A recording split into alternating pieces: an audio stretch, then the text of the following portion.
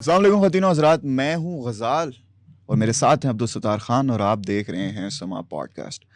नाजरीन, बांग्लादेश की सड़कों पे उनकी आवाम का, उनके स्टूडेंट्स का जो सैलाबी रेला कोटा सिस्टम से शुरू हुआ था, वो बढ़ते बढ़ते अवामी लीग के 15 साल इक़्तिदार को भी बहा के ले गया। 300 से ज़्यादा बांग्लादेशियों ने, स्टूडेंट्स ने अपनी जान की बाजी हारी। शेख हसीना वाजिद जो थी, मुल्क छोड़ने पर मजबूर हो गई, उड़ के भारत चली गई और मामला अभी भी सेटल नहीं हुआ। और इन्हीं तमाम चीज़ों के नाम आज की हमारी पॉडकास्ट। अब कल होता कुछ यूं है कि 10 बजे कॉल दी जाती है लॉन्ग मार्च की ढाका की जानिब। 11:30 बजे तमाम हज़ारों की तादाद में लोग सड़कों पे आ जाते हैं। पुलिस रोकने की कोशिश करती है लेकिन नाकाम रहती है। झड़प स्टार्ट होती है जब छात्रा लीग, जो अवामी लीग के स्टूडेंट विंग है, वो सड़कों पे आते हैं और इनके आपस में झड़प होती है। मजीद 6-7 लोग अपनी जान की बाजी हार बैठते हैं। 1 बजे फौज के जो चीफ हैं, वो शेख हसीना वाजिद को 45 मिनट का अल्टीमेटम देते हैं कि तुम्हारे पास 45 मिनट हैं, रिज़ाइन कर दो, मुल्क से भाग जाओ। 2 बजे शेख हसीना आराम से अपने हेलीकॉप्टर में बैठ के इंडिया चली जाती हैं, लैंड कर जाती हैं और वो फिर जो बांग्लादेशी अवाम जश्न मनाती है, पीएम हाउस में घुस जाते हैं, चीज़ें तोड़ फोड़ करते हैं। शेख मुजीबुर रहमान का स्टैचू जो है उसको तोड़ दिया जाता है, जूतों के हार पहनाए जाते हैं। खैर, मामला अभी भी यहाँ पे सेटल नहीं होता क्योंकि जो चीफ ऑफ आर्मी स्टाफ है उनके, वो कहते हैं जी कि हम अबूरी गवर्नमेंट बनाएंगे, मेजॉरिटी आर्मी की होगी और बाकी पॉलिटिकल पार्टी के साथ मिलकर हम बनाएंगे। जबकि स्टूडेंट जितने भी हैं, उनके रिप्रेजेंटेटिव्स जो हैं, वो कहते हैं कि हमें सदारती या आर्मी की हुकूमत जो है वो नामंजूर है। हम चाहते हैं कि जो नोबेल प्राइज़ विनर थे हमारे मोहम्मद यूनुस साहब, वो गवर्नमेंट बनाएं और जो सारा का सारा गवर्नमेंट का ढांचा है, स्केलेटन है, वो भी हम पेश करेंगे। तो अब देखना ये है कि ये केओटिक सिचुएशन कब तक बरकरार रहती है। क्या ये एक एंड हो चुका है इस सिचुएशन का, या अभी भी आगे और मजीद पहलू खुलेंगे? तो अब्दुल सत्तार साहब, सबसे पहले तो आप मुझे ये बताएं कि कल के सारे वाक़ये को आप किस तरह देखते हैं? कल के सारे वाक़ये को देखने से पहले ये देखो, ये जो आर्मी चीफ है, इसका नाम क्या है? वाक़िरुज़्ज़मान। वकीरुज़्ज़मान, क्योंकि नामों का थोड़ा-सा ना कन्फ्यूजन प्रोनाउंसिएशन ऊपर रहता नीचे है। हो आप जाती है, प्रोनाउंस डायलेक्ट अलग हो करते जाता हुए, है। कोई आपको सुन ले, वो कहेगा वकीरुर्रहमान था, आपने वकीरुज़्ज़मान था, आपने वकारुज़ कह दिया। ये साहब जो आर्मी चीफ है, ये 23 जून को इन्होंने अस्यूम किया था as chief of army staff का ऑफिस, 23 जून को। ठीक है। विद इन अ मंथ और सो बांग्लादेश में हसीना वाजिद जो कर रही थी, उसे करना नहीं चाहिए था। वो जुल्म ढा रही थी, जमहूरियत का जुल्म जमहूरी लोगों पे डाल रही 15 साल की डिक्टेटरशिप तो कह सकते हैं हम थी। इसको। मैं जो बात कर रहा हूँ, जरा उस पर गौर करो कर रहा हूँ। कि फौज आर्मी चीफ 23 जून को आता है नया, और 1-1.5 महीने बाद वो बड़े आराम से आकर हसीना वाजिद को कहता है कि मोहतरमा, आप तशरीफ़ ले जाएं, हमारा C-130 है, वो आपको इंडिया पहुंचा देगा। C-130 में आखिरी सफ़र जनरल ज़िया-उल-हक ने भी किया था, वो आखिरी सफ़र था। तो C-130 में भेजा गया। अब उसके बाद वो ऐलान करते हैं कि जी वो शहाबुद्दीन साहब है, उनके सदर मुमलिकत बांग्लादेश के।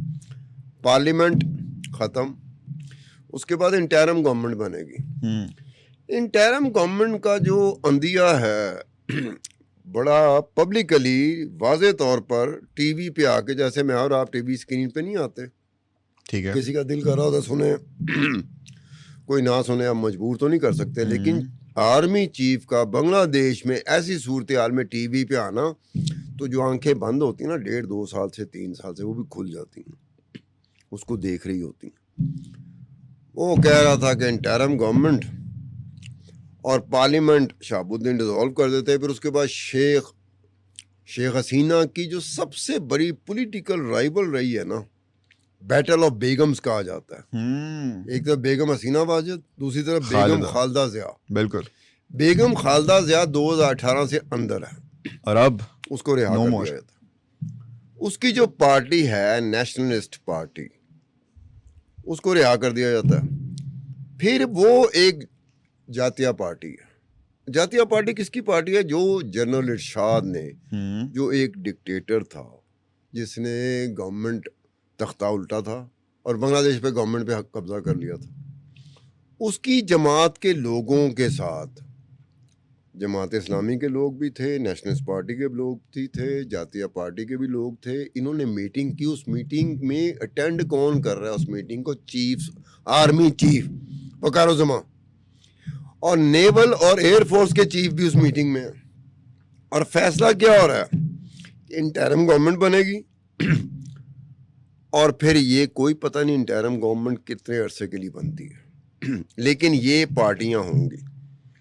अब जरा वकारुज़्ज़मान से पूछा जाए कि यार हसीना वाजद ने बहुत जुल्म किए, अवामी लीग के खिलाफ हो गए लोग, शेख मुजीबुर रहमान का statue, father of the nation का statue, father of the nation से भी नफरत होने लगी लोगों को। अजीब सी बात है। कैसी कौम है? कल तक मैं इनकी तारीफ कर रहा था कि बड़े मैच्योर हैं, लेकिन ये मैच्योरिटी नहीं होती कि आप फादर ऑफ द नेशन का स्टैचू गिरा दें। अंडरस्टैंडेबल। ये नहीं होती। उसकी बेटी के साथ नफरत है, ठीक है, आपने उसके घर तक, जहां वो घर जो शेख मुजीबुर रहमान का घर था, आपने वो घर भी नहीं छोड़ा। चलो हसीनाबाजी के घर में घुस गए, चलो समझ आती है, आपको गुस्सा था। अब वो अवामी लीग वो कहाँ जाएगी? वो भी एक सियासी हकीकत है, इंतखाबी हकीकत है बांग्लादेश की। उस जुल्मकारी हुकूमत उसकी है। ये जिस खत्ते में हमारी मुल्क हैं, जिसमें पाकिस्तान, इंडिया, श्रीलंका और बांग्लादेश आता है, हम लोग ऐसे ही होते हैं। हुकूमत में आते हैं, जमहूरियत के नाम पे आते हैं, वोट हमें पढ़ते हैं, लेकिन जब हम हुक्मरान बनते हैं ना, तो बिल्कुल एक डिक्टेटर नहीं होता, फौजी डिक्टेटर, उस तरह की हमारी तबीयत हो जाती है। अब वहाँ पे फौज को एक बड़ा फ्री हैंड मिला हुआ है, ऐसा ही फ्री हैंड जो 1977 में पाकिस्तान आर्मी को मिला था, और जनरल ज़ियाउल हक ने जुल्फ़िकार अली भुट्टो का तख्ता उलट दिया था। क्यों? जुल्फ़िकार अली भुट्टो के खिलाफ पाकिस्तान कौमी इत्तेहाद की तहरीक चल रही थी, उससे फ़ायदा उठा के अगले कहेंगे जी ये करे, और सारे फिर तारीफ़ें करते हैं। लेकिन फिर अब्दुल सत्तार साहब, हमने ये भी तो सुना ना, अफवाहें भी आ रही हैं कि स्टूडेंट्स का अगला टारगेट जो है वो चीफ ऑफ आर्मी स्टाफ इनके वकारुज़्ज़मा है। ये जब तक होता नहीं तब तक हम लोग कुछ नहीं कह सकते। फिलहाल ये हुआ है कि आर्मी चीफ ने वकारुज़्ज़मान, इसके जो ससुर थे ना, मुस्तफ़ीज़ुर रहमान, मैंने अपना प्रोफेसर मुकद्दस नहीं उसको कहा था जरा ये देखना नाम, इसके ससुर भी आज के जो आर्मी चीफ हैं बांग्लादेश के, इनके ससुर भी आर्मी चीफ थे बांग्लादेश के। ये 1997 के करीब की बात है, और उस वक्त काफ़ी ताल्लुकात रहे हैं इनके हसीना वाजिद के साथ, इनके ससुर के भी और ख़ुद इनके भी। बिल्कुल। जब ये कैरियर जब इनका चल रहा था, आर्मी चीफ नहीं बने थे, उस कैरियर में कुछ पोस्टिंग इनके पास ऐसी आई थी जिसमें ये हसीना वाजिद के बड़ा क्लोजली लिंक्ड, जैसे कहते हैं क्लोजली लिंक्ड, क्लोजली वर्कड, उस पोजीशन पर रहा ये बंदा। अब आगे उसने उसको कहा कि जी अवाम तो तेरे खिलाफ है और तू तो बहुत बेहुदा हरकत कर रही है। मुझे एक सिंपल सा एक बात का जवाब चाहिए। इस 5 साल के अरसे में 4 ममालिक ऐसे हैं जहां लोग prime minister house, president palace, presidential palace होता है, सदारती महल होता है, उसमें घुस जाते हैं। सवाल सिर्फ इतना है, घुसते कैसे? सिक्योरिटी कहाँ होती है? श्रीलंका का राजा पक्से था, लेकिन जब इतने ज्यादा लोग इकट्ठे होंगे तब। अबे श्रीलंका में राजा पक्से था, जब श्रीलंका के लोग पूतर गए, जब गुर्बत आ गई, जब अंडे नहीं मिल रहे थे। श्रीलंका की गुर्बत को ताबीर किया जाता कि अंडा नहीं मिल रहा। वो भूखे लोग जब भागते हैं प्रेसिडेंशियल सदारती महल की तरफ, राजा पक्से भाग चुका होता है, वो राजा पक्से घर में घुसते हैं, सदारती महल में घुसते हैं, ठीक है, अपना कथारसिस भी करते हैं।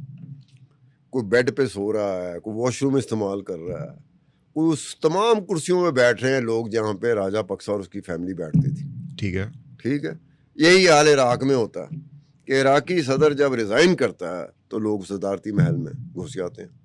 यही अफगानिस्तान में हुआ था, लेकिन अफगानिस्तान में थोड़ा फ़र्क था। अफगानिस्तान में जब तालिबान आए हैं, अशरफ गनी सदर अफगानिस्तान भाग चुके हुए थे, लेकिन जब तालिबान आए थे तो उनके साथ गवर्नमेंट ऑफिशियल से, क्योंकि वो बाकायदा नेगोशिएशन करके, एग्रीमेंट करके अमेरिका के साथ वो आए थे। वो जो गवर्नमेंट ऑफिशियल थे सदारती महल में, उन्होंने सेल्फीज भी खिंचवाई थी तालिबान के साथ। वो अलग बात है कि तालिबान ने बाद में कुछ ऐसी हरकतें की जो लोगों को बताना चाह रहे थे कि देखो कब्जा है, नू कहते हैं। ये हुआ। फिर यहाँ पर क्या हुआ? यहाँ पर हुआ democratically elected prime minister of Bangladesh. जब तक उसकी धांधली नहीं साबित हो जाती हम ये नहीं कह सकते कि जी इलेक्शन में गड़बड़ करके आई है। धांधली को साबित करना पड़ता है, कहना नहीं पड़ता। धांधली साबित करना दुनिया के मुश्किल तरीन कामों में से एक काम है। दुनिया में मुश्किल तरीन कामों में से एक काम है धांधली साबित नहीं, जैसे कहते हैं ना प्लेटफॉर्म अदालत में साबित करना, साबित हो गई, वो नहीं हो सकती। इसीलिए कहते हैं कि इलेक्शन हमेशा साफ और शफाफ होने चाहिए, ताकि अगर धांधली होगी तो फाड़ दे लो।